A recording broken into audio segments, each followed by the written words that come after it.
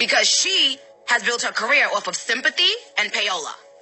According to Google, payola is the practice of bribing someone in return for the unofficial promotion of a product in media.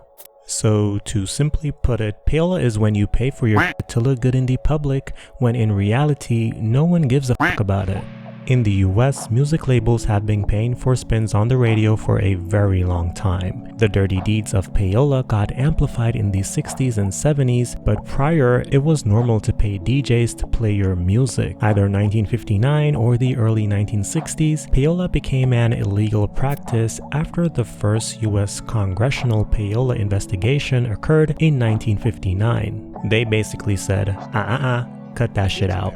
During the investigations, popular DJ Alan Freed was fired and Dick Clark got a slap on the wrist. Although Dick Clark didn't directly accept money, people that worked for his record company was commissioned to partake in payola, as it was normal back then. After the public started to know about payola and it became frowned upon, the industry found other creative ways to perform the shady practice under the guise of song promotion and pay to play, aka advertising. So they pay the radio other services like ads, but it was still payola.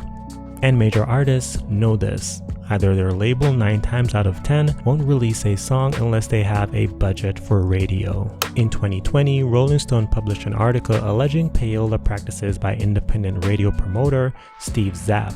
According to court documents, Rolling Stone claiming they obtained over 2,500 text message correspondence between various industry professionals and Steve Zapp, independent radio promoter best known for his work at labels like MCA Records, Virgin Records, and Warner. In the article, artists such as Dua Lipa, Shawn Mendes, and Halsey benefited from payola allegedly.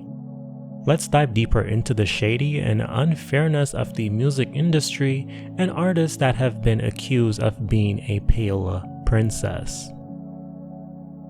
From the inception of Cardi B into the mainstream, she's been involved in a lot of controversies, especially with Nicki Minaj. For obvious reasons, which I'm sure I don't have to go too deep into, Cardi B tried to beat up Nicki Minaj during Fashion Week in 2018, even throwing a shoe at Nicki Minaj, stemming from Nicki Minaj allegedly liking a tweet about Cardi B's parenting skills. Nicki Minaj would then go on her Queen Radio where she dismissed ever speaking ill on anyone's child. Nicki Minaj further went on to say Cardi B has postpartum depression and that Cardi B has built her career off of sympathy and payola. And Nicki also said that she never had to a DJ to get her songs played. 3 years later, Cardi B released Up debuted number 2 on the Billboard Hot 100, and the song stayed in the top 5 for 4 weeks and rose to number 1 after her performance at the Grammys, making Cardi B the only female rapper with multiple number 1s on the Hot 100 without a featured artist. Now, to a lot of people, this sounded like payola, especially because of the beef she had with Nicki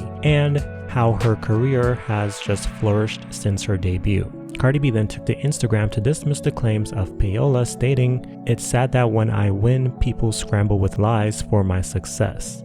Like they ain't saw everybody, people coming out of Amazon trucks and ambulances dancing to my shit. They love to run with the payola to make themselves feel better."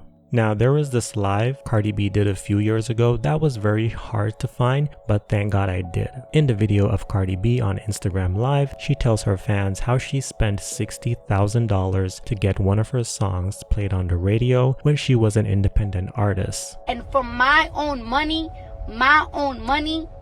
I paid $60,000 so they could, try to play it on the radio, on mix shows, and it still didn't win nowhere. And every single day I used to curse my manager out like, "Yo, bro, I cannot believe I spent 60 racks on this song. I should have put that 60 racks on forever." Now, I get it, as an independent artist, it's hard to get your music on the radio organically, and I do give her a pass as she was independent. However, she was also incredibly stupid for sharing this on the internet. Like, how dumb can you be? No wonder why people will always associate Cardi B with unfair tactics in the music industry.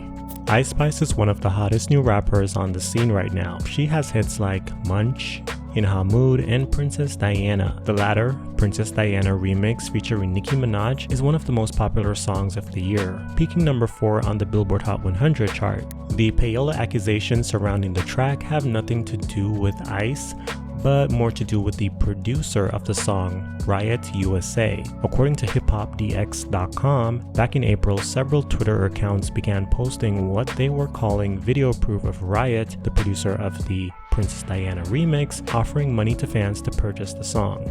Which big Munchkin account or Barb account can I trust to distribute funds for y'all to buy Princess Diana? The since deleted alleged tweet read. Now, did they really pay fans to buy the song? I have no idea, but I do know they released an EP with 6 different versions of Princess Diana to help with boosting its charting power, which some people would consider cheating. Anyway, some Twitter users did reply to the alleged now deleted tweet saying they are reporting it to Billboard, and some were like, "Ayo, send me that money, like how can I get the funds?" A part of me is like, if the tweet was real, because it didn't get a lot of coverage, but if it was real, meaning Riot did tweet that, I think it was meant as a joke, but hey, you never know.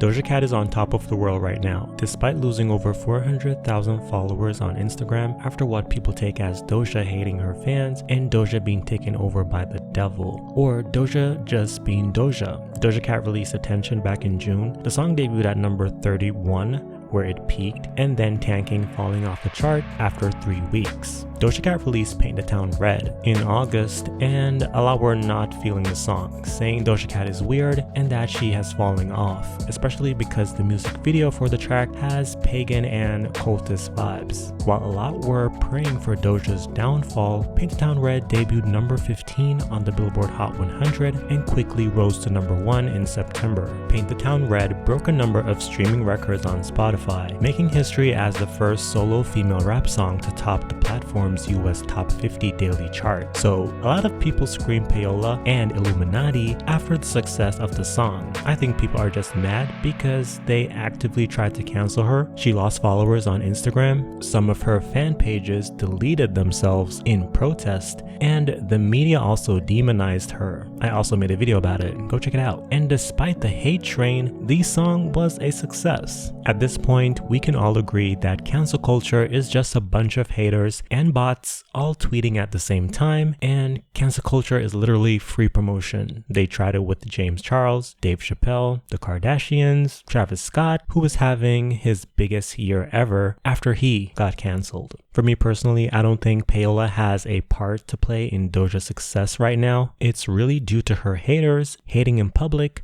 but streaming in silence.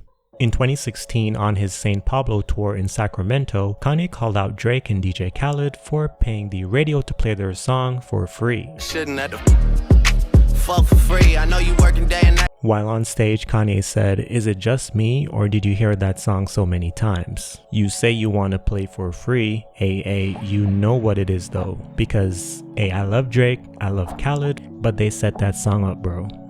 In 2020, the now washed-up rapper 6ix9ine accused Justin Bieber and Ariana Grande of purchasing their own song, Stuck With You, using 6 credit cards in order to secure the #1 spot on Billboard, blocking his song Gooba from going #1, where it settled for #3. 6ix9ine got this information from an investigation conducted by him and his team. At the heart of the dispute is Tekashi 6ix9ine's claim that his song Gooba received more streams than Ariana Grande and Justin Bieber's duet Stuck With You. The rapper also stated in the video posted on Instagram that Billboard undercounted how many streams his song received. When I asked where those 6 credit cards linked to, Billboard said we can't disclose that information. Ariana did respond to the accusations, stating, "I would like to address a few things which I don't usually do. I don't give my energy to drama or strange accusations normally, but this has gone a little too far. My fans bought the song, Justin fans bought the song, our fans bought the song, never more than 4 copies each, as the rules state."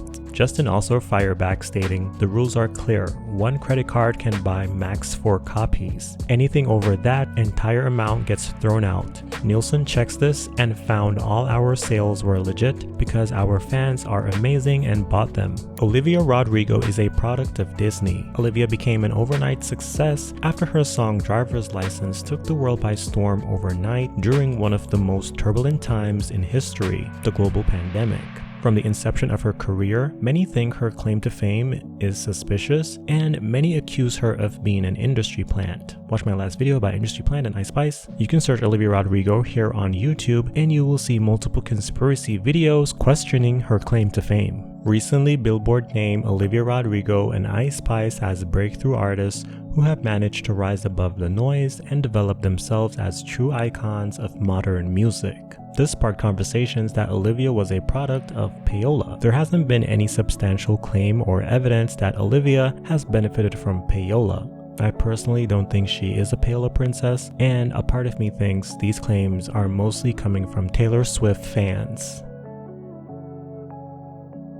Thank you for watching this video. What do you think about artists that benefits from Payola? What do you think about the artists I mentioned in this video? And who else is an alleged Payola princess? I recently created a different channel. I'll be posting content that I don't think will be a fit here. So yeah, more videos coming soon, and I will see you in the next one.